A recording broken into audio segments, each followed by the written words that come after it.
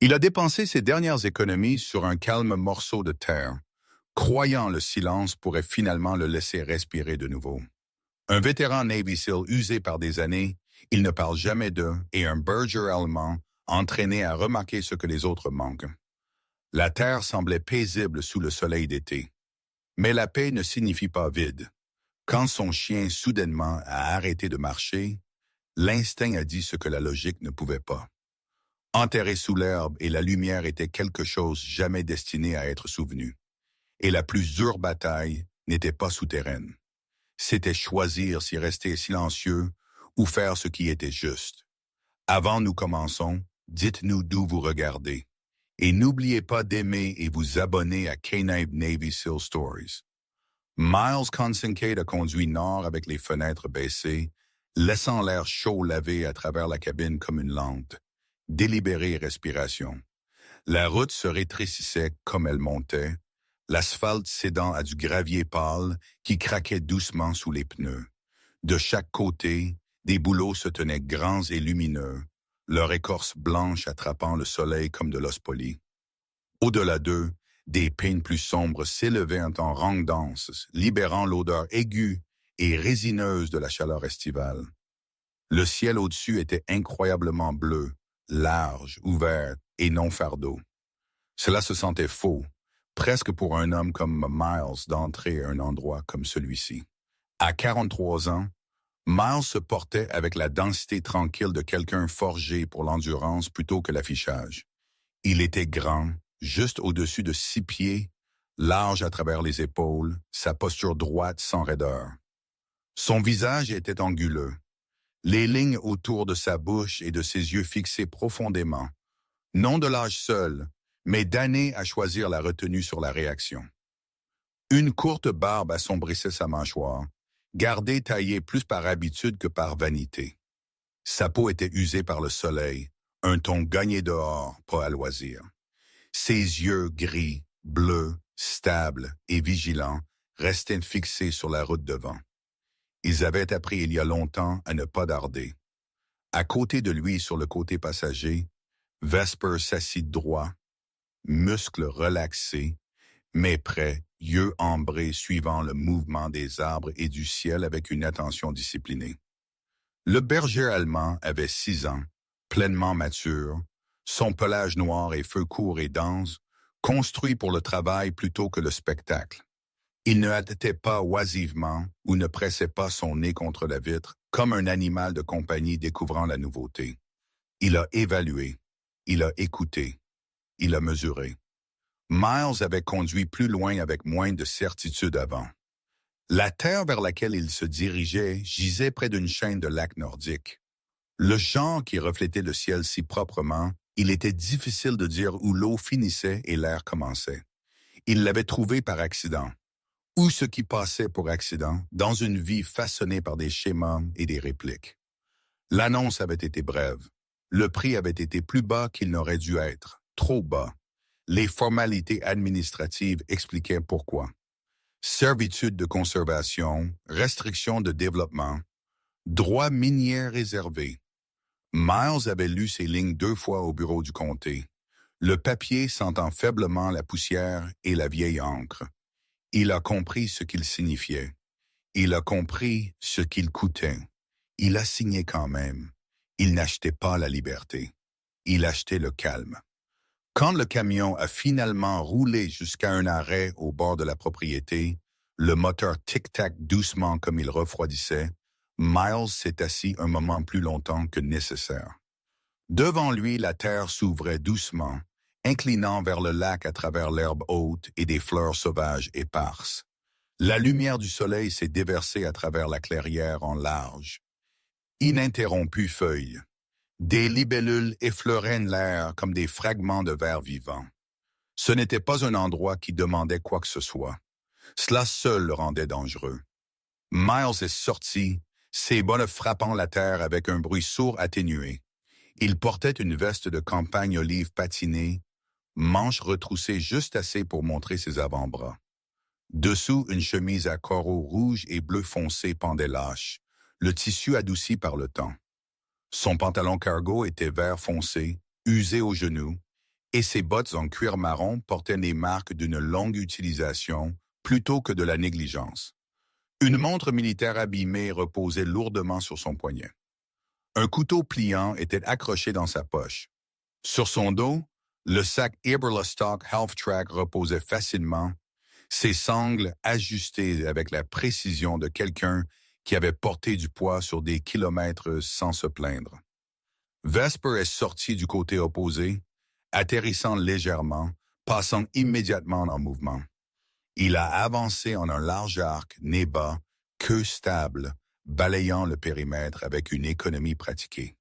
Ses oreilles tournaient indépendamment, captant des sons lointains, l'ondulation de l'eau, le bourdonnement des insectes, le léger craquement des arbres se mouvant dans la chaleur. Miles l'a regardé, une légère courbe touchant le coin de sa bouche. « Tu es hors service », il a dit doucement. Vesper n'a pas reconnu le commentaire. Il ne l'a jamais fait. Miles a commencé à installer le camp près de la lisière des arbres, choisissant un endroit où le sol était haut et sec. Ses mouvements étaient méthodiques mais sans hâte. Il a enfoncé les piquettes de tente dans le sol à angles égaux, vérifiant la tension, ajustant les lignes. Pourtant, la structure penchait légèrement sur un côté. Quand il a reculé pour l'évaluer, Vesper avait arrêté sa patrouille et regardait. Le chien a incliné sa tête juste assez pour rendre le jugement indubitable. Miles a expiré par son nez. Je le vois. Les oreilles de Vesper ont frémi une fois. C'était tout. Le moment est passé, léger comme un souffle, mais il a fait quelque chose d'important. Cela a desserré un nœud que Miles n'avait pas réalisé qu'il portait encore. L'humour pour lui n'était jamais bruyant. Il arrivait tranquillement, se glissait par les fissures. En fin d'après-midi, le camp était installé. Le soleil pendait plus bas, réchauffant le lac à un bleu liquide profond. Miles s'est assis sur une bûche tombée et a bu de l'eau lentement en écoutant. Il n'y avait pas de moteurs ici, pas de voix. Seulement les sons superposés de l'été, le vent se mouvant à travers les feuilles, les insectes appelant, l'oiseau occasionnel s'élevant et retombant dans le silence. C'était ce pourquoi il était venu. Et pourtant, comme le soir s'insinuait et les étoiles commençaient à faire surface une par une, Miles a ressenti le familier malaise de transition. L'heure entre le jour et la nuit avait toujours été difficile pour lui. Trop de lumière pour le repos, trop d'ombre pour la certitude. Il a allumé un petit feu et a réchauffé un simple repas. Vesper gisait à quelques pieds de là, comme un sphinx, yeux mi-clos, mais alerte. Les flammes peignaient un lent mouvement sur le pelage du chien, transformant la fourrure noire en bronze, l'or en braise. Miles a fixé le feu et a laissé ses pensées dériver, non en arrière, non en avant, mais vers l'intérieur. Il a pensé aux années qu'il avait passées à obéir à des ordres qui avaient du sens à l'époque et moins de sens après. Il a pensé à des moments où le silence avait été plus facile que parler, et comment ces silences avaient développé des dents. Cette terre était venue avec des restrictions, des limites écrites et à l'encre, des lignes qu'il ne pouvait pas se traverser. Il a trouvé du réconfort en cela. Le feu a crépité doucement. Vesper s'est levé, pas abruptement, pas en taille, à larmes. Il s'est simplement tenu debout, muscles se tendant avec une intention tranquille. Sa tête levée, son corps angulé, non vers le lac, non vers le camp, mais vers l'étendue plus sombre de la forêt au-delà de la clairière. Miles l'a senti avant qu'il ne demande. Le subtil changement dans l'air, la façon dont le son semblait se tirer vers l'intérieur. « Qu'est-ce que c'est ?» il a murmuré. Vesper n'a pas aboyé, n'a pas grogné. Il a fait 2 pas en avant et s'est arrêté, se plantant comme marquant un seuil invisible. La queue du chien était immobile. C'était faux. Miles a posé sa tasse et s'est levé lentement, rythme cardiaque stable, mais attentif.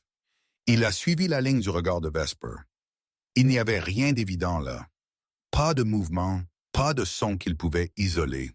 Juste des arbres superposés dans l'ombre, se tenant exactement comme ils auraient dû être. Et pourtant, le chien n'a pas bougé pendant un long moment. Ni Miles, il avait appris au fil des ans et des cicatrices que l'absence de preuve n'était pas preuve d'absence. Il avait appris que les choses les plus dangereuses ne s'annonçaient pas. Finalement, Miles a placé une main légèrement sur l'épaule de Vesper. D'accord, il a dit, pas de réassurance, reconnaissance.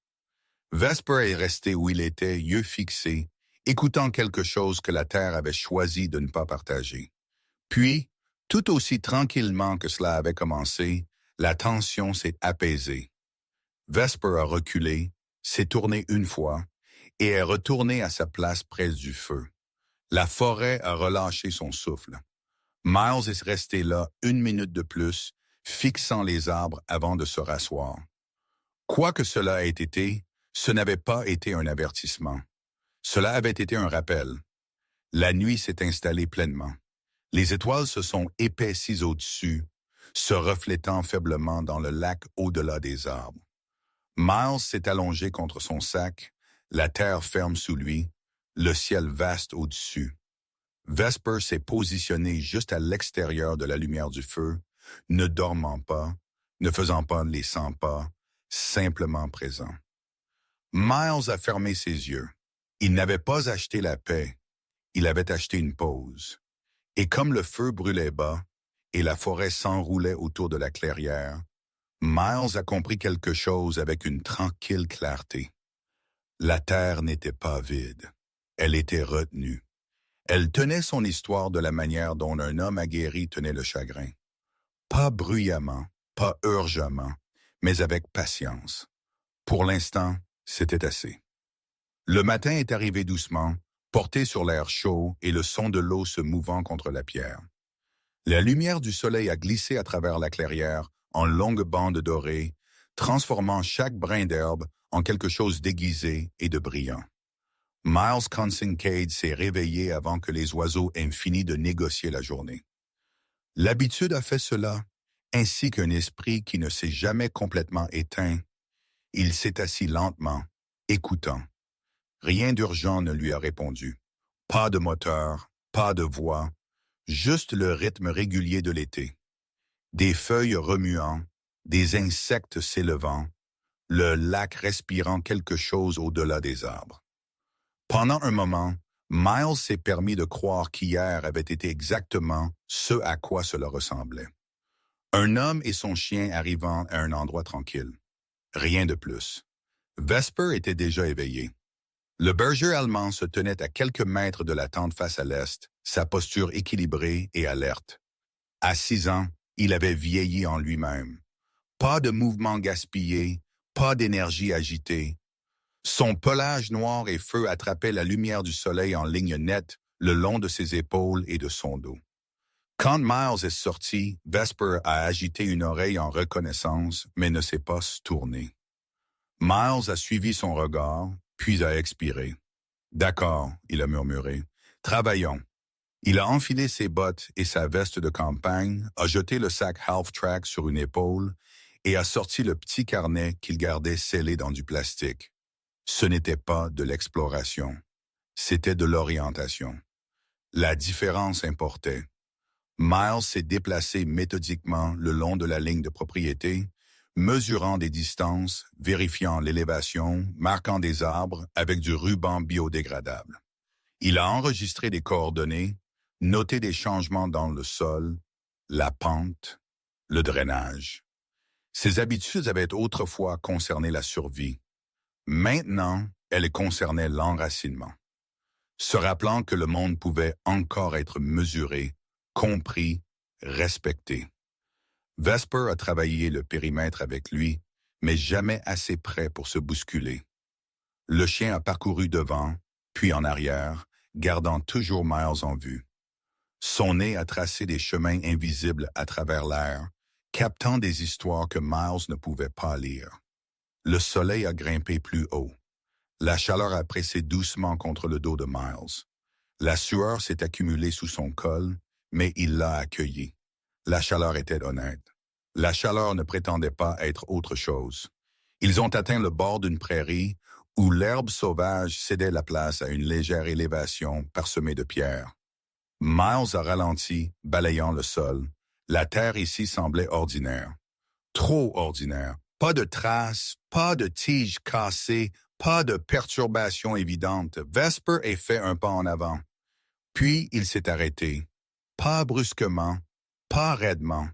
Il est simplement devenu immobile, chaque muscle se fixant dans une posture que Miles connaissait trop bien. La tête du chien s'est abaissée d'une fraction. Son poids a subtilement reculé sur ses pattes arrière, comme s'il se calait contre quelque chose d'invisible. Miles a senti sa poitrine se serrer. Il n'a pas parlé tout de suite. Il y a des années, il avait appris que le son pouvait gâcher un moment de clarté. Il a attendu, laissant le silence s'étirer jusqu'à ce qu'il se sente délibéré. « Qu'est-ce que tu as ?»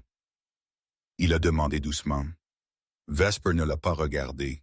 Ses yeux ambrés étaient fixés sur une parcelle de terre où l'herbe poussait légèrement, plus mince, la couleur juste une nuance différente du reste. La queue du chien était basse et immobile. Ses oreilles étaient inclinées vers l'avant, captant quelque chose qui ne portait pas de son. Miles s'est approché lentement et attentif à ne pas s'agglutiner. Il s'est agenouillé à côté de Vesper et a pressé sa paume contre la terre. C'était plus ferme ici, non compacté comme une route, non rocheux, juste ancré, comme si le sol résistait à être dérangé. Il a inhalé. Là, c'était une faible odeur métallique si légère qu'elle aurait pu être imaginée. Mais Miles l'a presque écartée. Presque. Il avait une fois appris à la dure que presque était où les erreurs vivaient. Il a souri malgré lui. Si c'est un trésor enterré, tu auras les bonnes friandises. Vesper n'a pas bougé. La blague est tombée à plat, se dissolvant dans l'air entre eux. Quand le chien était joueur, Miles faisait confiance au monde. Quand Vesper était comme ça, concentré, immobile, Miles ne faisait confiance à rien. Vesper a fait un demi-pas en avant, son corps s'inclinant juste assez pour bloquer le genou de Miles. Une frontière. Miles a figé, puis a hoché la tête à lui-même. Il a retiré sa main du sol et a atteint à la place son carnet. Il a esquissé un aperçu approximatif de la zone, marqué les coordonnées, ajouté un petit symbole que seul lui reconnaîtrait plus tard. Pas aujourd'hui, il a dit doucement. Vesper a expiré par son nez, une respiration contrôlée qui a ressemblé à un accord. Ils ont avancé. Pendant l'heure suivante, Miles a travaillé sans incident.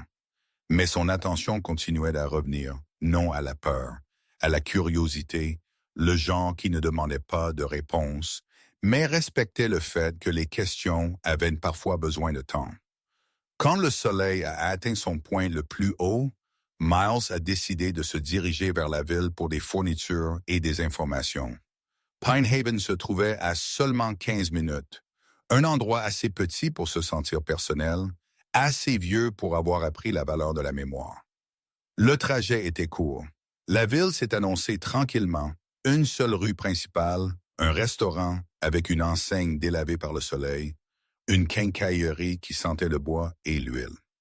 Miles s'est garé près du bâtiment des archives du comté, sa façade de briques usée lisse par des décennies de temps.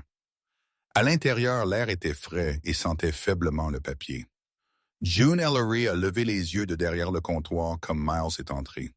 Elle était au début de la soixantaine, grande et mince, ses cheveux gris tirés en un nœud pratique à la base de son cou. Sa peau était claire, ridée non par l'inquiétude, mais par des années allouchant sur des cartes et du microfilm. Ses yeux étaient vifs, évaluants, et pas facilement impressionnés. « Puis-je vous aider ?» elle a demandé. Miles s'est présenté et a expliqué, sans embellissement, qu'il avait récemment acheté des terres au nord du lac et voulait confirmer les bornes et les notes d'accès. Les doigts de June se sont arrêtés sur le clavier. « Quelle parcelle ?» elle a demandé. Il a donné le numéro. June s'est penchée légèrement en arrière sur sa chaise, l'étudiant plus attentivement maintenant. Les bottes usées, la montre militaire, la façon dont il se tenait comme si l'équilibre était une décision plutôt qu'un défaut. Celui-là n'obtient pas beaucoup de propriétaires à long terme, elle a dit. Miles a rencontré son regard. Sage cela. June l'a considéré un instant, puis s'est levée et lui a fait signe de suivre. Regardons. Elle l'a mené à une longue table et a étalé une série de cartes. Les limites étaient claires, la topographie détaillée. Mais il y avait des lacunes, des endroits où l'information s'arrêtait simplement. Rien d'illégal, June a dit, tapant la page. Juste absent. Miles a tracé l'espace vide avec son doigt. Absent signifie habituellement que quelqu'un a retiré quelque chose. June a souri finement ou a décidé qu'il était plus facile de ne pas le mettre. Elle a jeté un coup d'œil vers Vesper, qui était assis patiemment près de la porte, les yeux alertes mais calmes. « Bon chien », elle a dit. Miles a hoché la tête. Mieux que la plupart des gens. June est retournée au comptoir et a imprimé quelques documents. « Vous pourriez aussi parler à Nora Beckett », elle a ajouté. « Géomètre du comté, s'il y a quelque chose d'étrange à propos de la Terre, elle le verra. » Dehors, le soleil était aveuglant après l'intérieur frais. Vesper s'est levé comme Miles a marché sur le trottoir, queue donnant un unique lent balayage. Ils sont retournés au camion et en silence. Comme Miles a atteint la porte du conducteur, Vesper s'est arrêté. Il ne s'est pas assis. Il ne s'est pas raidi. Il a simplement tourné sa tête et a fixé de l'autre côté de la rue la fenêtre poussiéreuse de la quincaillerie. Miles a suivi son regard. Dans le reflet, il s'est vu. Et juste derrière lui, le bâtiment des archives du comté. Le reflet a vacillé légèrement dans la chaleur, pliant des lignes, déformant des bords. Pendant une brève, troublante seconde, Miles a senti comme s'il regardait deux versions du même endroit. Une telle qu'elle était, une telle qu'elle se souvenait d'être. Les oreilles de Vesper ont frémi une fois. Puis le moment est passé. Miles a secoué sa tête et a ouvert la porte, le reflet se brisant en verre ordinaire et lumière du soleil. Il s'est dit que ce n'était rien. Mais la sensation est restée avec lui tout le chemin du retour à la Terre. Ils sont revenus en fin d'après-midi. La lumière s'était adoucie, tournant le lac un bleu plus profond. Miles a posé son sac et s'est assis sur la bûche de nouveau, carnet ouvert sur son genou. Il a révisé ce qu'il avait enregistré. Coordonnées, notes de sol, lacunes dans la carte. Vesper gisait à proximité, tête reposant sur ses pattes, yeux mi-clos. Il avait l'air relaxé, mais Miles savait mieux. Le chien écoutait la terre, l'air, aux choses qui ne s'annonçaient pas. Miles a fermé le carnet et a fixé à travers la clairière. Il était venu ici pour se reposer, pour arrêter de mesurer, arrêter de calculer, arrêter de décider. Mais la terre lui avait répondu, non avec la paix, mais avec une invitation. Une invitation qui ne demandait pas l'acceptation, seulement la conscience. Il a frotté une main sur son visage et a laissé échapper un lent souffle. « D'accord, » il a dit doucement à personne en particulier. « Je vous entends. » La queue de Vesper a tapé le sol une fois. Le soleil a plongé plus bas, des ombres s'étirant longues et délibérées à travers l'herbe. Quelque part sous la surface de la terre, quelque chose est resté, immobile, patient et attendant. Pour l'instant, Miles a choisi de ne pas le déranger. Miles est retourné à l'endroit marqué juste après le lever du soleil quand la lumière était encore douce et l'air portait de la fraîche promesse d'un autre jour clair. Il a apporté seulement ce dont il avait besoin. Une pelle compacte, une petite truelle pliante, des gants, son carnet, pas d'outils électriques, pas de hâte. Si la terre avait quelque chose à dire, il avait l'intention d'écouter sans crier par-dessus. Vesper marchait à côté de lui, calme et déterminé. Le berger allemand s'est déplacé avec la tranquille confiance d'un K9 aguerri.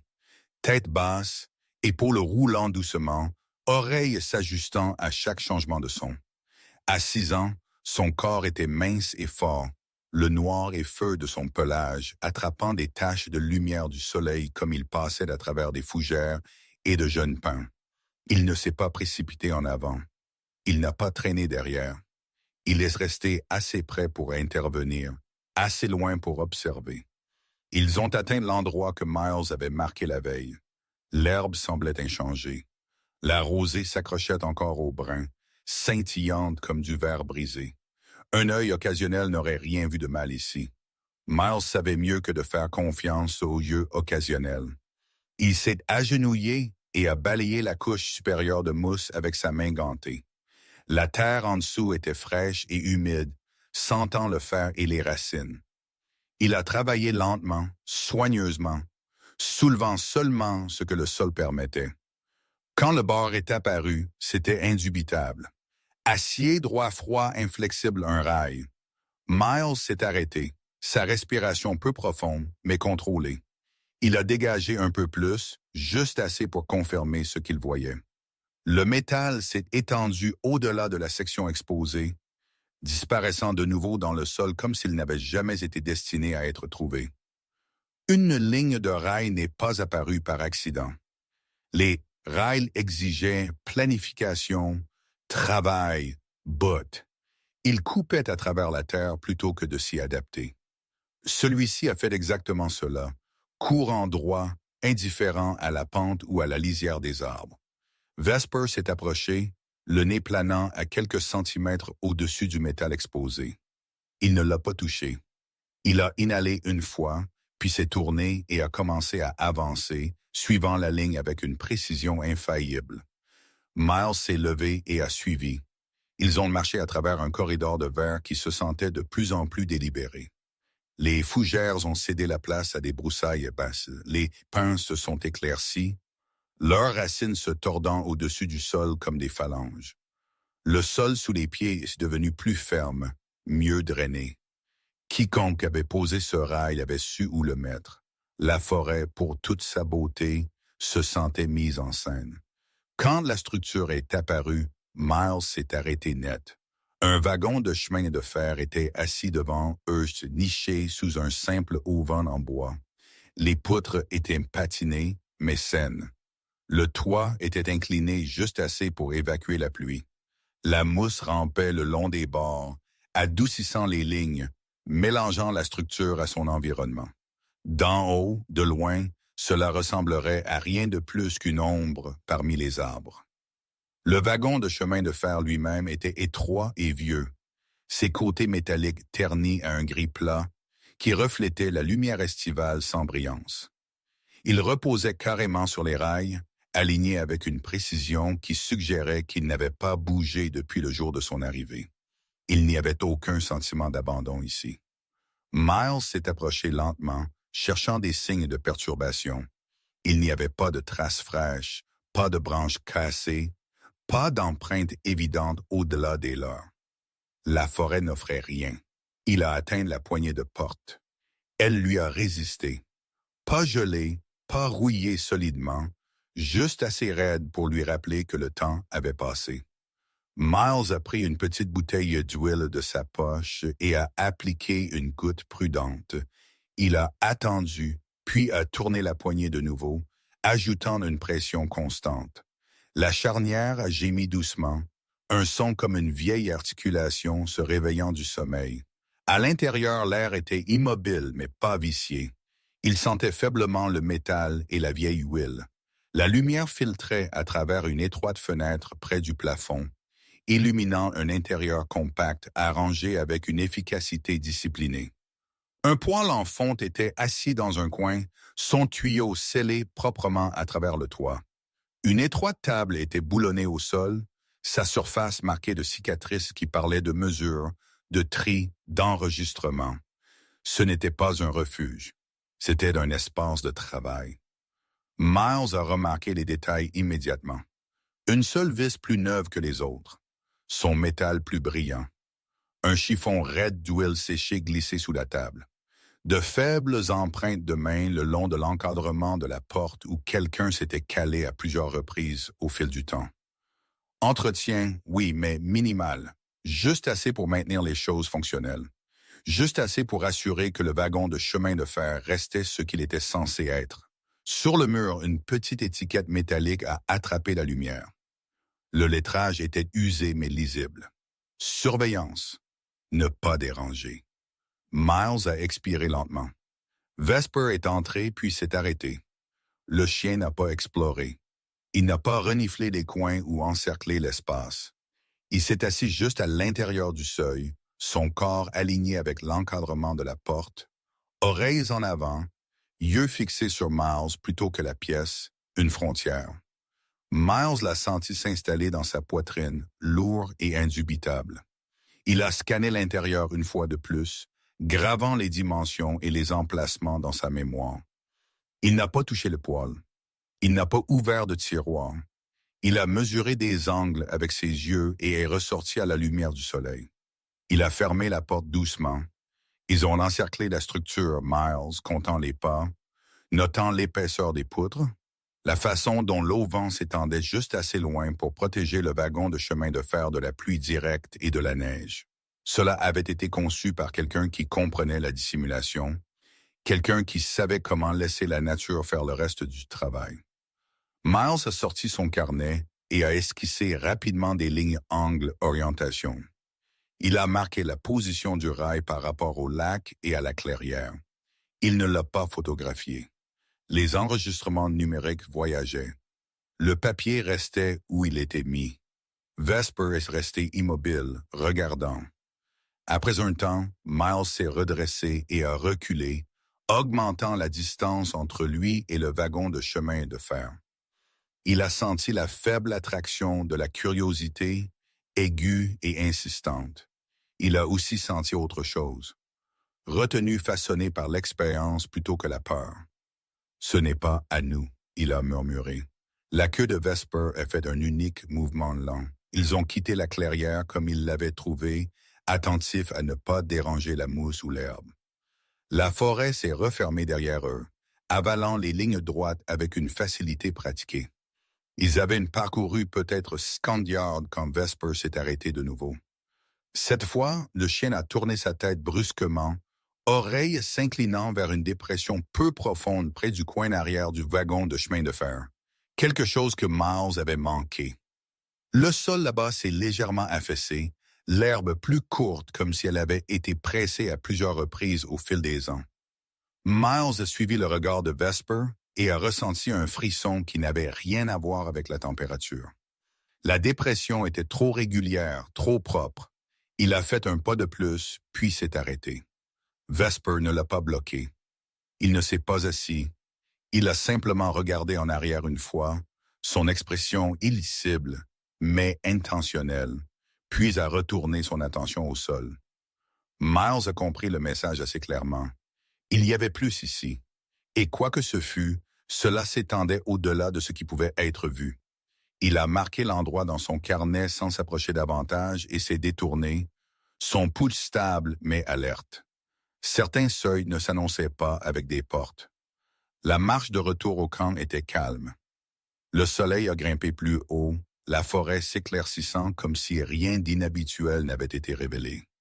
Miles a préparé du café sur son petit poêle et s'est assis sur la bûche, fixant la vapeur comme elle montait et disparaissait. Il a pensé à des lignes de rails qui n'apparaissaient plus sur les cartes, à des projets qui se terminaient sans explication, au coup du silence et au coup de parler. Vesper gisait à proximité, son corps relaxé, mais sa conscience indubitable. Il n'avait pas été destiné à vivre tranquillement. Même au repos, il y avait quelque chose de vigilant chez lui, une attention qui ne s'est pas estompée. Miles a pris une longue gorgée de café et a mis la tasse de côté. Il n'était pas venu ici cherchant des réponses. Il était venu pour le calme, mais le calme, il apprenait, était rarement vide. C'était plein de choses, attendant le bon type d'attention. Il a fermé son carnet et l'a glissé de nouveau dans son sac. Pour l'instant, il a dit doucement, « Nous attendons. » Les oreilles de Vesper ont frémi une fois. La terre est restée comme elle avait été ensoleillée, verte, patiente. Sous elle, quelque chose tenait son cours, droit et délibéré, indifférent au temps. Miles ne savait pas encore ce que cela signifiait, mais il savait que cela importait. Pinehaven s'est révélé de la manière dont les villes d'été le faisaient souvent, sans cérémonie, sans hâte. Une unique rue principale courbait doucement le long du lac, ses façades de magasins ombragées par des auvents qui s'étaient estompés en des versions plus douces d'eux-mêmes. Le restaurant au coin sentait le beurre et le café chaud. Des enfants montaient leurs vélos en cercle lâche, bouclés, leur rire dérivant comme des carillons éoliens à travers l'air chaud. Des résidents plus âgés étaient assis sur des porches et des bancs, regardant le jour passer comme si le temps était un voisin familier. Miles Kincaid a garé son camion sous un érable et s'est assis un instant avec le moteur éteint. La chaleur a tic-tac doucement sous le capot. Vesper était assis sur la banquette arrière, tête haute, yeux suivant la lente chorégraphie des gens et du mouvement. Il était calme ici, non relaxé, mais pas calé non plus. Les villes étaient compliquées. Trop de signaux, trop de chevauchements. « Reste !» mais Miles a dit doucement. Vesper a obéi, s'abaissant dans une posture de sphinx. Regardant à travers la fenêtre ouverte, le bureau des archives du comté occupait un bâtiment de briques trapu à mi-chemin de la rue. À l'intérieur, l'air était plus frais, teinté d'une odeur sèche de papier et de poussière. Des lumières fluorescentes bourdonnaient doucement au-dessus. June Ellery a levé les yeux de derrière le comptoir comme Miles est entré. Elle était plus grande que la plupart des femmes de son âge, sa silhouette mince et droite, comme si la posture était une question de principe. Ses cheveux gris étaient tirés en un nœud net à la base de son cou, non par vanité, mais par praticité. Sa peau était claire, ridée d'une manière qui suggérait de longues années d'attention plutôt que d'inquiétude. Quand elle a parlé, sa voix portait la calme efficacité de quelqu'un qui avait appris que la clarté économisait du temps. « Vous devez être le nouveau propriétaire foncier », elle a dit, pas méchamment. Miles a hoché la tête. « Miles Kincaid. » Les yeux de June ont brièvement balayé ses bottes, sa montre, la façon dont il se tenait sans s'appuyer. Elle n'a pas commenté. Elle a simplement fait un geste vers le comptoir. « Que puis-je vous aider avec? » Miles a expliqué ce dont il avait besoin. Confirmation de limite, note d'accès historique, tout ce qui est inhabituel attaché à la parcelle. Il a parlé simplement sans drame. June a écouté sans interrompre. Quand il lui a donné le numéro de parcelle, ses doigts se sont arrêtés sur le clavier. « Celui-là », elle a dit lentement. Elle s'est penchée en arrière sur sa chaise et l'a étudié plus attentivement maintenant, la curiosité aiguisant son regard. « Vous l'avez acheté, sachant les restrictions? »« Oui. » La bouche de June a tressailli. La plupart des gens, non. Elle s'est levée en mouvement pour qu'ils la suivent. Jetons un œil. Ils se sont déplacés vers une longue table à l'arrière où des cartes roulées et des dossiers gisaient empilés avec un désordre soigneux. June a étalé plusieurs feuilles attendant les coins avec de petits blocs métalliques. Les lignes étaient nettes, la topographie détaillée, limites forestières, courbes de niveau d'élévation, écoulement de l'eau, tout ce qu'un morceau de terre devrait avoir. Et puis rien dans la zone. Miles a reconnu immédiatement. L'information s'est amincie puis s'est arrêtée. Pas de ligne de service public, pas de superposition historique, pas d'annotation au-delà du strict minimum.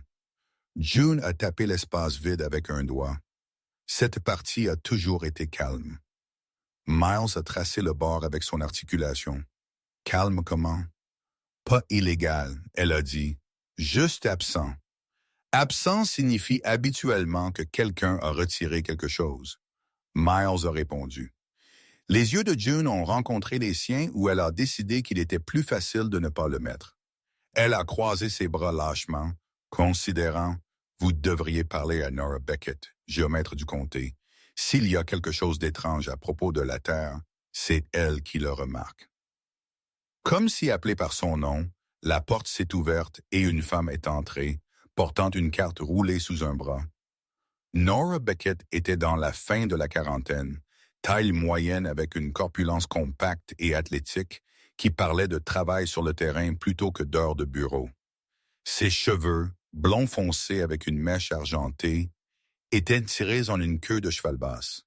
Elle portait des vêtements pratiques, chemise en jean, pantalon de travail, bottes éraflées par une utilisation réelle.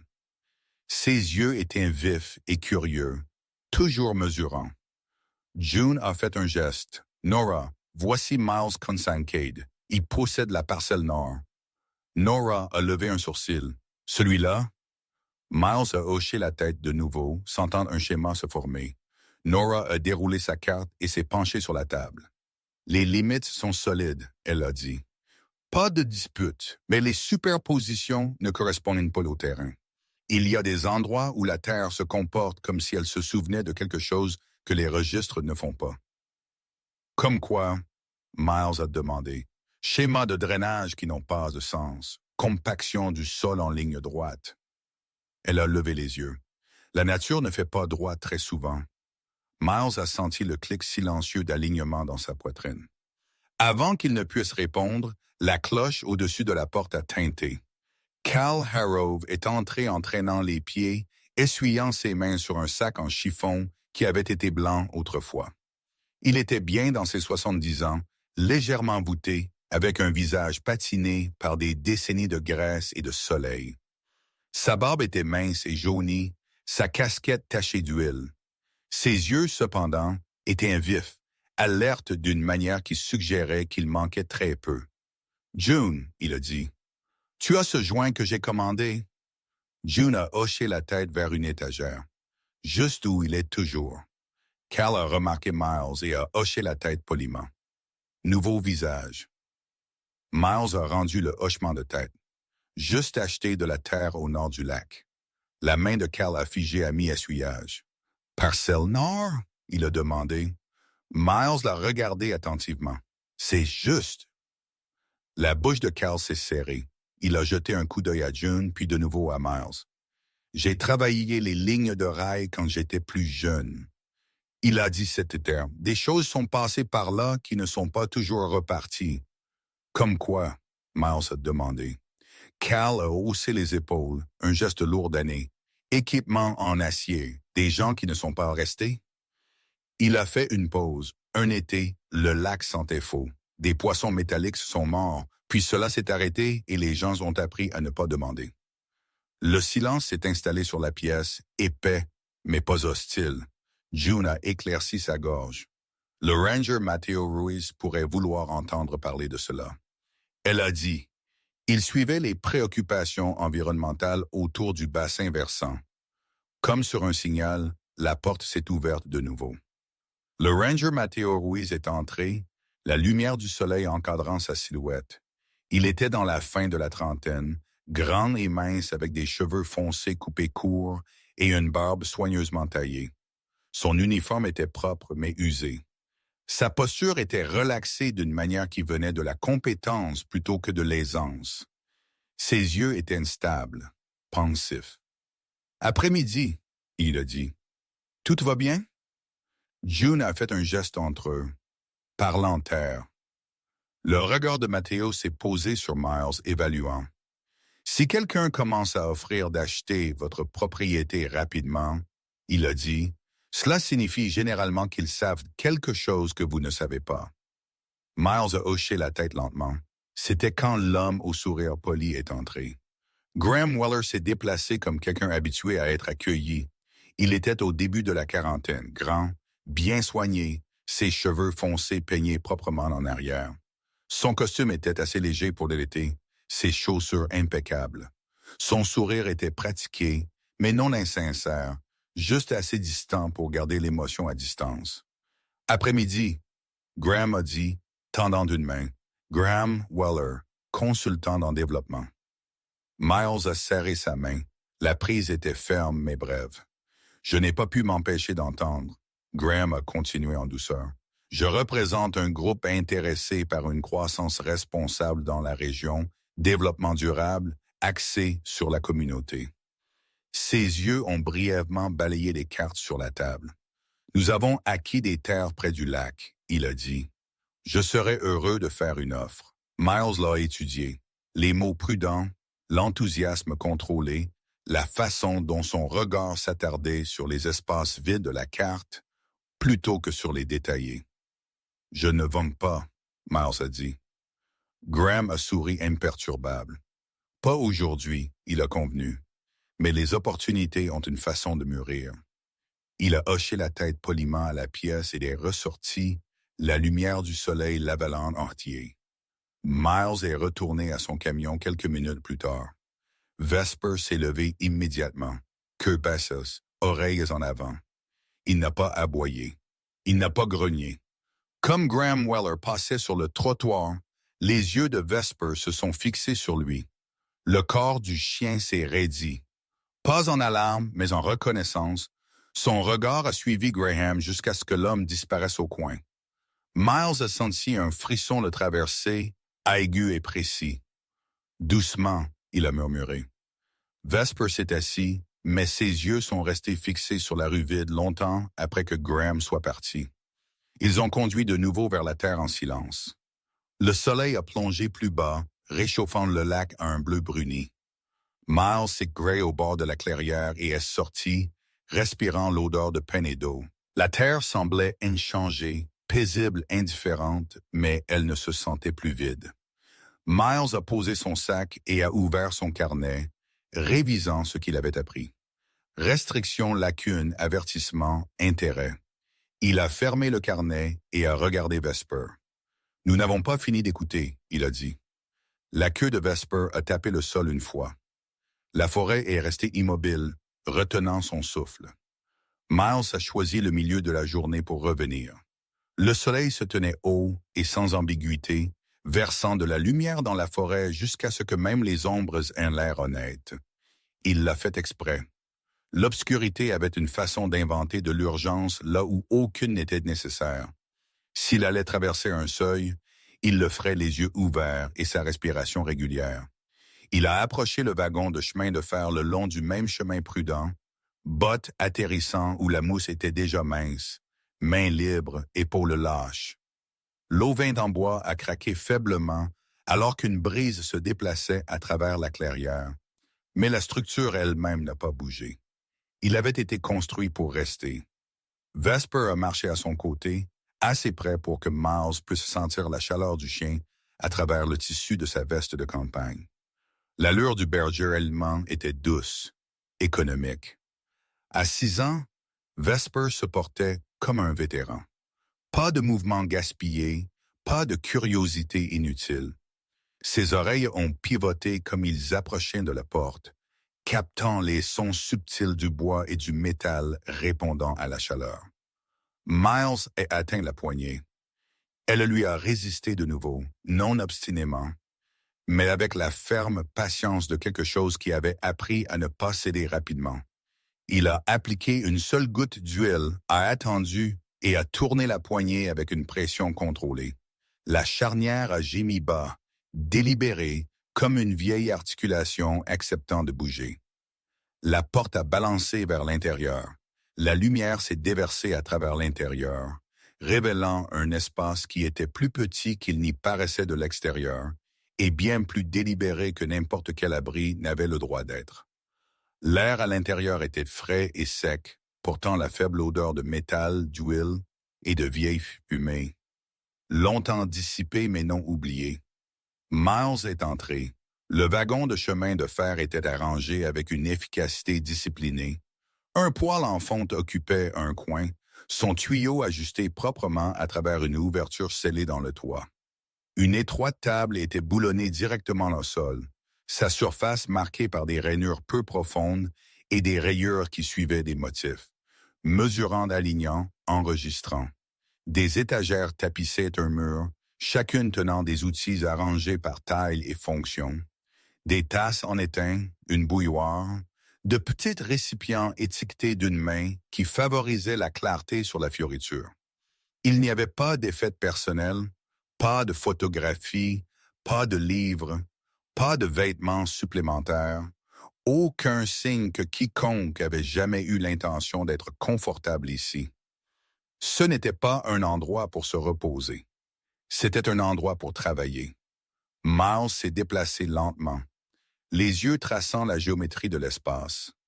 Il a noté l'angle du tuyau de poêle, l'épaisseur des boulons de table, la façon dont les étagères avaient été renforcées contre la vibration. Quiconque avait construit cela comprenait la charge, la chaleur et le temps qu'ils avaient prévu pour l'utilisation, non la présence. Derrière lui, Vesper est entré et s'est arrêté. Le chien n'a pas encerclé la pièce. Il n'a pas reniflé le poêle ou les étagères. Il s'est planté juste à l'intérieur de l'encadrement de la porte, corps aligné avec le seuil, oreille en avant. Un son bas a roulé de sa poitrine. Pas un grognement destiné à menacer, mais quelque chose de plus serré contrôler un avertissement façonné par la retenue. Miles a figé. Il a suivi la ligne du regard de Vesper vers le sol. Au début, la différence était subtile, un changement de grain, un changement de ton. Une section des planches de bois ne correspondait pas aux autres. Les planches étaient plus neuves, traitées, leurs bords ajustés avec une précision qui n'avait rien à voir avec l'âge ou l'accident. Une parcelle de plancher qui n'appartenait pas. Miles s'est agenouillé, attentif à ne pas traverser la ligne invisible que Vesper semblait garder. Il a passé ses doigts le long de la couture. Il n'y avait pas de poignée, pas de loquet évident. Quiconque l'avait installé n'avait pas voulu qu'il soit trouvé rapidement. Sa poitrine s'est serrée, non de peur, mais de reconnaissance. Il y a des années, dans un autre endroit sous un soleil différent, Miles s'était tenu dans une pièce comme celle-ci. Des cartes étalées sur une table.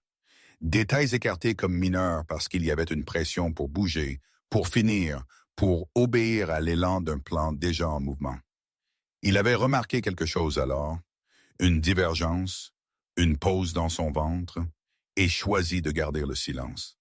Personne n'est mort ce jour-là, mais quelqu'un avait été blessé assez gravement pour que le coup suive Miles chez lui, gravé dans la mémoire plutôt que le tissu cicatriciel. Il avait appris quelque chose depuis. Le silence était une décision. Miles a retiré sa main du sol et s'est assis sur ses talons. Il n'a pas atteint son téléphone. Il n'a pas photographié l'espace sous tous les angles. Au lieu de cela, il a ouvert son carnet et a commencé à dessiner. Dimension, distance, orientation, la position de la table par rapport au poêle, les étagères, la section de plancher dépareillé. Il a noté l'heure, la direction de la brise à l'extérieur, la qualité de la lumière. C'était comme cela qu'il a témoigné. Vespers restait immobile, sa présence lourde et enracinante. Les yeux ambrés du chien n'ont jamais quitté le sol. Après plusieurs minutes, Miles a fermé le carnet et s'est levé lentement.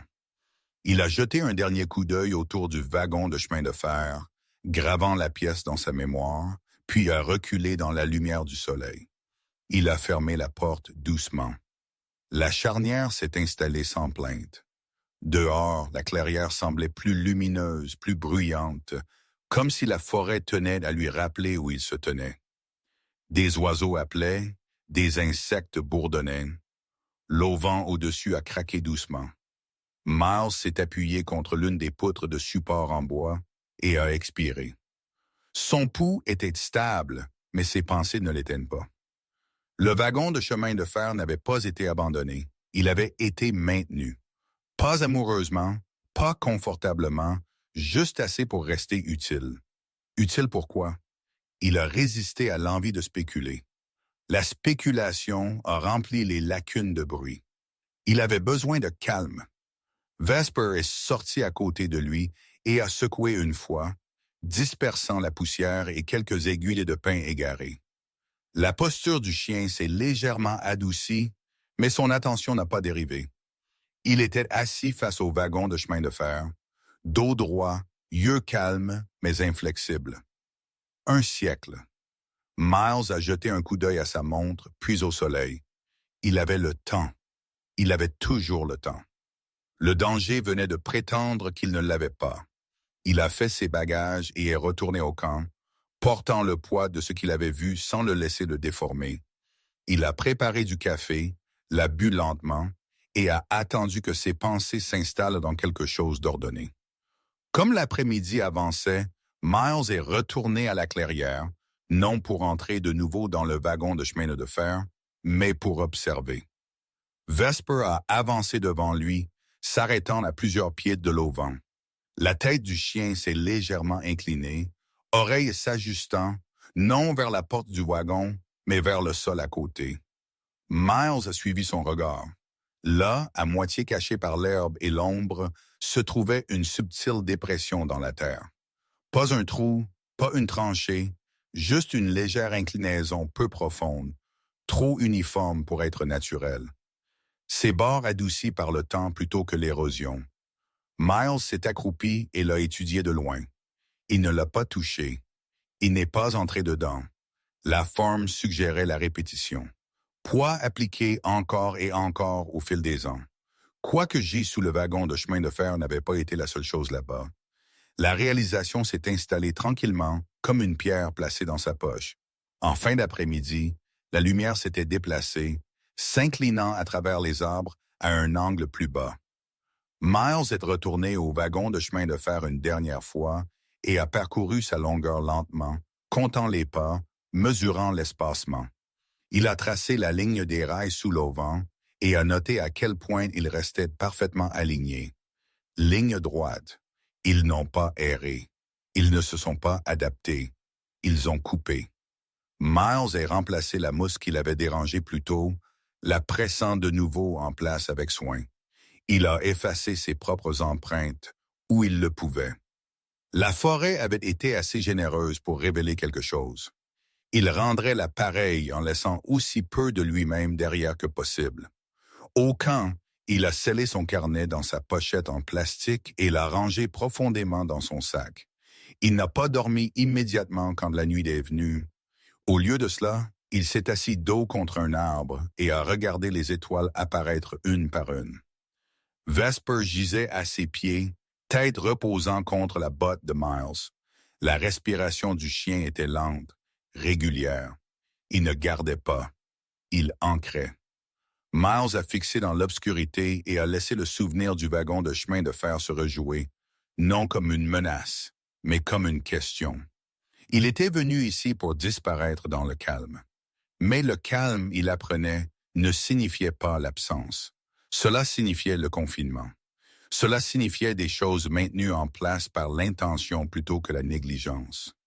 Miles a posé une main sur l'épaule de Vesper. « Pas encore », il a dit doucement. Le chien n'a pas bougé. Certaines portes, Miles savait maintenant, étaient destinées à être fermées. Non parce qu'elles étaient vides, mais parce qu'elles attendaient la bonne raison d'être ouvertes. Miles n'a pas ouvert le panneau de plancher tout de suite. Il s'est tenu dans l'encadrement de la porte du wagon de chemin de fer, avec son téléphone pressé à son oreille, la lumière du soleil réchauffant l'arrière de son cou, écoutant la voix stable à l'autre bout de la ligne. Les espaces confinés sont impitoyables, le ranger Matteo Ruiz a dit. Même les propres, poches de guet, marches faibles, animaux nichants. Si vous descendez là-bas, vous le traitez comme s'il voulait vous tuer. Miles a regardé Vesper, qui était assis juste devant la porte, alerte mais calme. « Compris », Miles a répondu. « Je vais me préparer. »« Bien », Matteo a dit. « Et Miles, si quelque chose semble anormal, vous ne forcez pas. Vous reculez. » Cela, Miles a pensé, était un conseil appris à la dure. Il a terminé l'appel et s'est déplacé avec une efficacité tranquille. Corde d'abord, ligne statique ancrée à une poutre de support.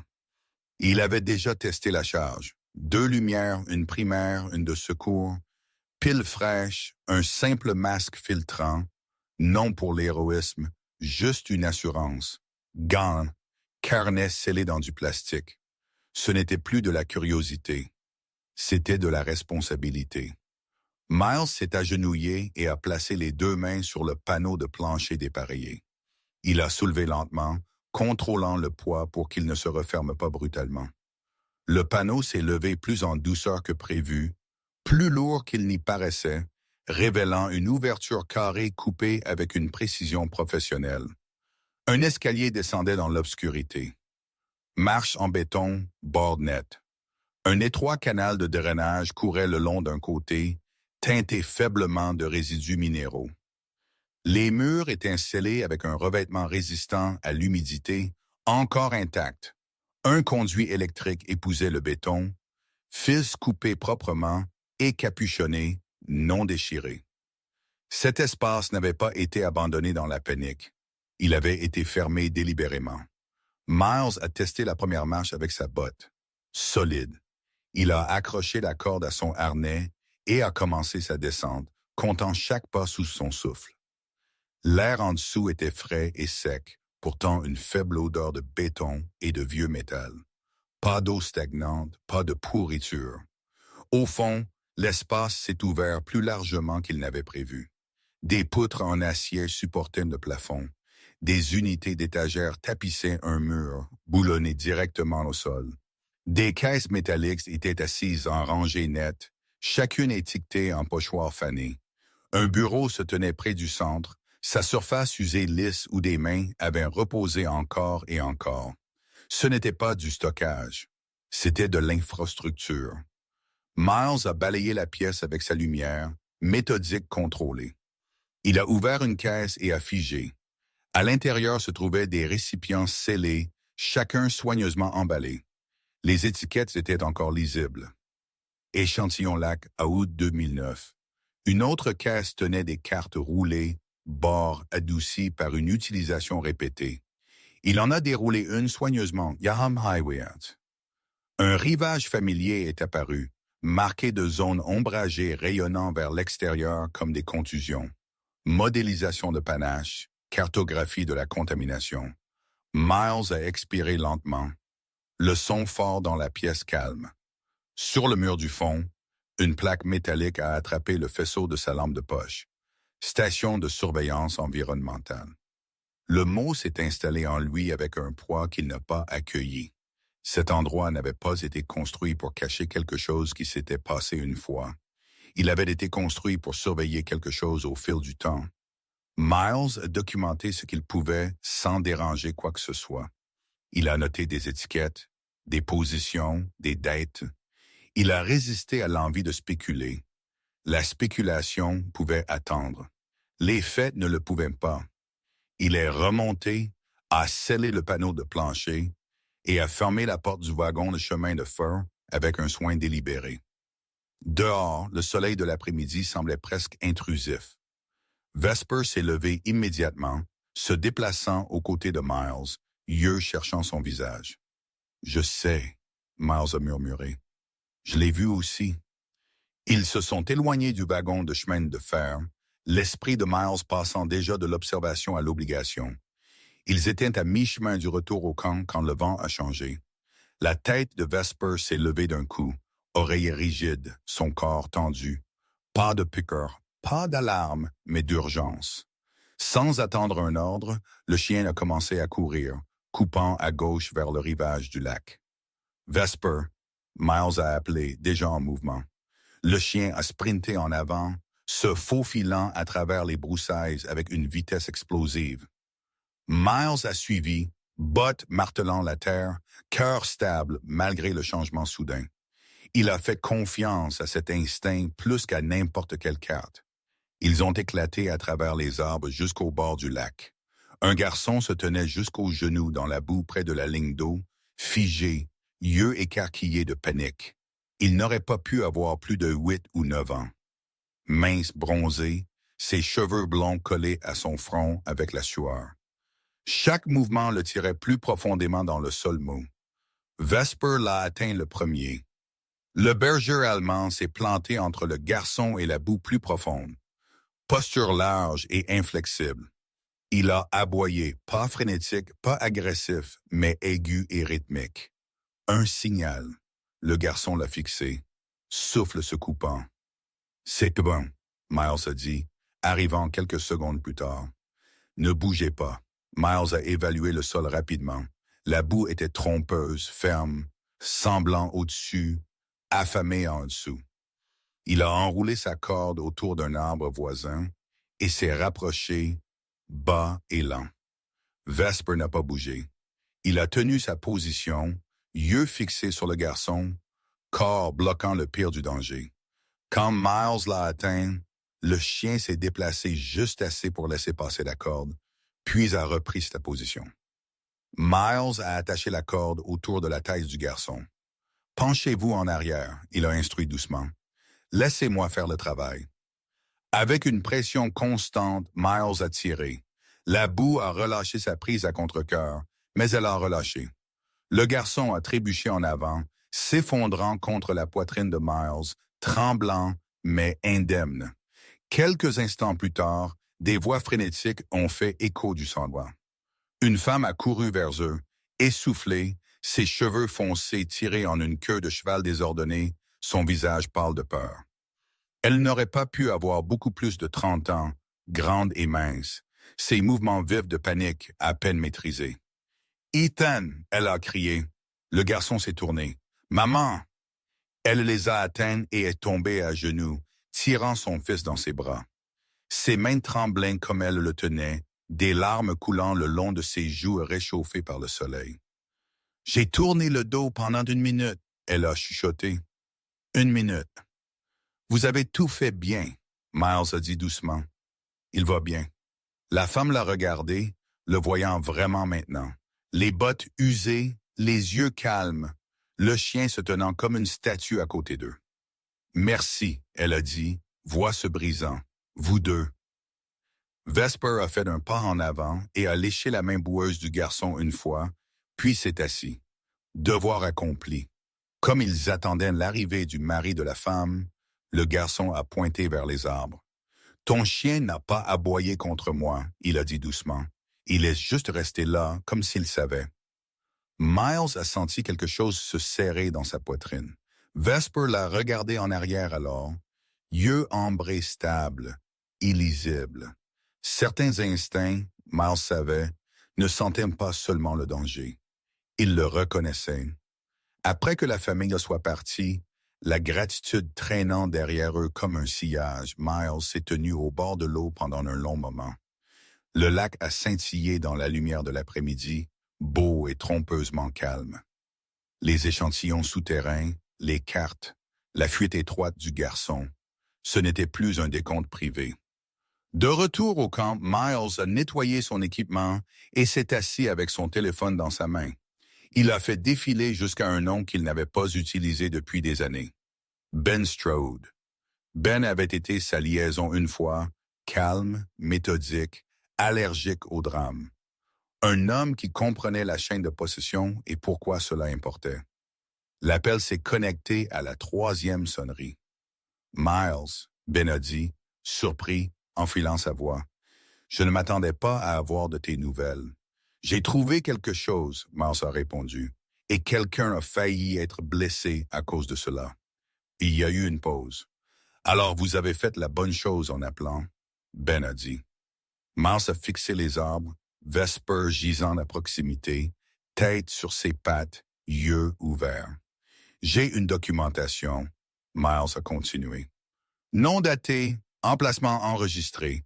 J'ai besoin que cela soit géré proprement. »« N'envoyez rien numériquement, » Ben a répondu. « Restez tranquille, je m'en occupe d'ici. » Miles a terminé l'appel comme le soleil a plongé plus bas, des ombres s'étirant à travers la clairière. Il avait franchi le seuil, non en ouvrant une porte, mais en refusant d'ignorer ce qui gisait au-delà. Vesper s'est déplacé plus près, pressant son épaule contre la jambe de Miles. La terre était toujours lumineuse, toujours paisible, mais maintenant elle était éveillée. Ils sont arrivés juste après 9 heures du matin. Non avec des sirènes, non avec urgence. Juste une ligne de véhicules d'État non marqués s'engageant sur la route forestière comme s'ils avaient toujours appartenu là. Miles a regardé du bord de la clairière, bras relaxés à ses côtés, posture neutre. Vesper était assis à côté de lui, calme et observateur, ses oreilles suivant le doux craquement des pneus sur le gravier. Le véhicule de tête s'est arrêté le premier. Une femme est sortie, mi-cinquantaine peut-être, taille moyenne, épaules larges, ses cheveux coupés courts et pratiques. Elle portait une veste du DNR d'État fanée aux coutures, bottes poussiéreuses de vraie terre, pas de sol de bureau. Son visage ne tenait aucune surprise, seulement de la concentration. « Monsieur Kincaid, » elle a dit, tendant une main. « Laura McKenna, département des ressources naturelles. Numéro de dossier déjà ouvert. » Miles a serré sa main. ferme, professionnelle. Vous vous attendiez à cela? Il a demandé. Laura a donné un faible sourire, sans humour. Nous attendions quelque chose, site de dossier dormant. Cela signifie un dossier qui reste endormi jusqu'à ce que le propriétaire foncier parle. La chaîne de possession dépend de cela. Derrière elle, des techniciens se sont déplacés avec une efficacité tranquille. Pas de voix élevée, pas de gestes dramatiques. Des trépieds se sont montés, des kits d'échantillons ouverts, des presse-papiers sont apparus. Le wagon de chemin de fer a été approché non avec curiosité, mais confirmation. Cela, plus que tout, a dérangé Miles. Il n'était pas surpris. Un homme au début de la quarantaine a rejoint Laura, grand, à la silhouette étroite, avec des lunettes à monture métallique et une barbe taillée montrant déjà du gris. Il s'est présenté comme Aaron Feld, ingénieur environnemental. Sa voix était douce, précise, comme si le volume était de l'énergie gaspillée. « Nous prendrons d'abord des carottes de sol, » Aaron a dit, « puis des échantillons d'eau de 3 profondeurs. Après cela, nous scellons. » « Et la station souterraine? » Miles a demandé. Aaron a hoché la tête. « Déjà documenté, déclassé en permanence aujourd'hui. » Ils ont travaillé tout l'après-midi. Les échantillons ont été ensachés et étiquetés, les coordonnées enregistrées, des photos prises, des mesures enregistrées. La trappe sous le wagon de chemin de fer a été ouverte une dernière fois, documentée puis fermée. Du béton a été coulé, renforcé avec de la maille d'acier, lissé avec soin, non effacé contenu. Miles s'est tenu avec Vesper près de la lisière des arbres, regardant. Le processus s'est senti plus froid que le secret ne l'avait jamais été. C'était la preuve que ce qu'il avait trouvé n'était pas une rumeur ou une théorie ou une erreur. C'était arrivé. En fin d'après-midi, le travail était fait. Laura l'a approché de nouveau, un dossier glissé sous son bras. « Vous avez 2 options, » elle a dit sans cérémonie. « Vendre la propriété, l'État facilite le transfert. Vous signez une clause de non-divulgation. La terre est absorbée dans une zone tampon gérée. Et l'autre, vous la gardez, » Laura a répondu, avec des restrictions, des retraits de développement, pas de structure le long du bord et du lac, des inspections périodiques sans préavis. Miles n'a pas répondu tout de suite. La forêt bourdonnait autour d'eux. Cigales, vent à travers les feuilles, la musique ordinaire de l'été.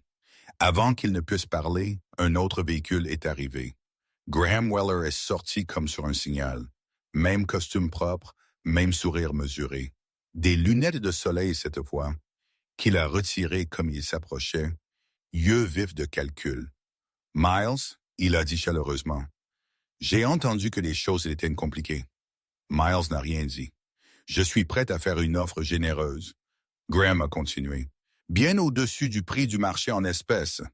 Clôture rapide. Vous partez sans mot de tête. » Vesper s'est levé, pas agressivement, juste délibérément.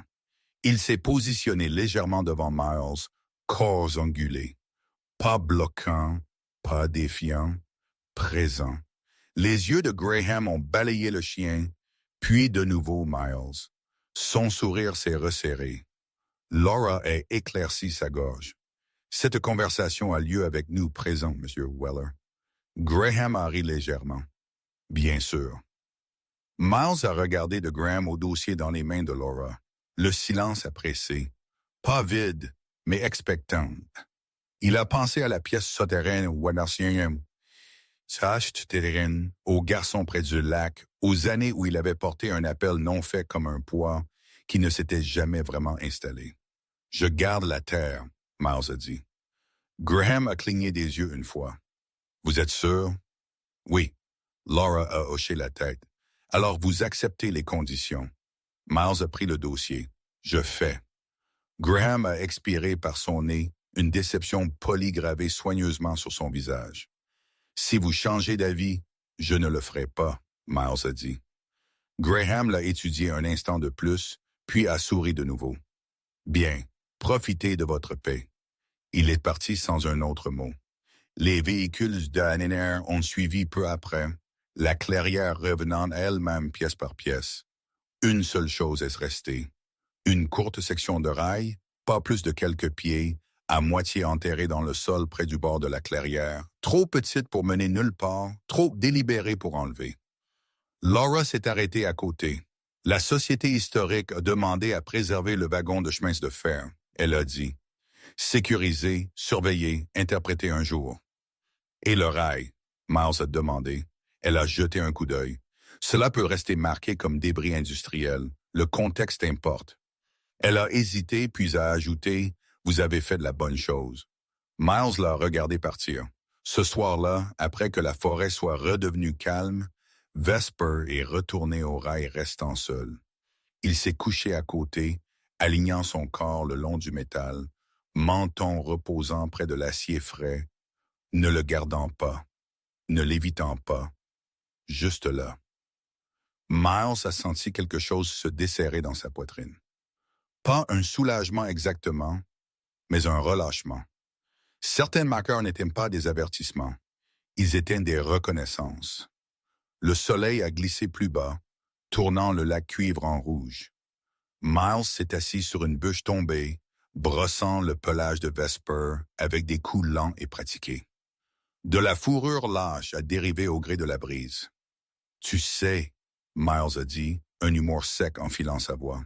« Assez sûr que tu es celui qui prend les décisions ici. » La queue de Vesper a tapé une fois. Miles a ri doucement, le son inconnu, mais bienvenu. La terre s'est étendue autour d'eux, changée, mais intacte. Restreinte, mais honnête. La paix, il a réalisé, n'était pas l'absence de limites. C'était choisir les bonnes. Il a posé sa main sur la fourrure chaude à l'épaule de Vesper et a regardé le soleil disparaître au-delà des arbres. Derrière eux, le rail allait attraper la dernière lumière du jour. Terne, calme, inoublié, et c'était assez. Et c'était parfois le miracle n'est pas ce qui est révélé, mais ce qui est arrêté dans le temps. Nous imaginons souvent le travail de Dieu comme quelque chose de bruyant ou d'indubitable. Une porte s'ouvrant, une tempête se séparant, une réponse arrivant tout à la fois. Mais plus souvent, sa présence se manifeste comme une pause, une hésitation que nous ne pouvons pas expliquer. Un sens tranquille qui nous dit de ralentir quand le monde nous pousse à nous précipiter. Dans cette histoire, le miracle n'était pas caché sous terre en acier et béton. Il a été trouvé dans la retenue, dans l'écoute, dans le courage de faire l'appel qui fut une fois non fait, chez un homme qui a choisi la responsabilité sur le confort, et chez un chien qui savait quand rester immobile au lieu de foncer en avant. Dans nos vies quotidiennes, nous faisons face à des moments comme celui-ci plus souvent que nous ne réalisons. Une vérité que nous sentons mais hésitons à parler. Une responsabilité que nous retardons parce que le silence semble plus facile. Un petit avertissement intérieur que nous ignorons parce qu'il perturbe nos plans.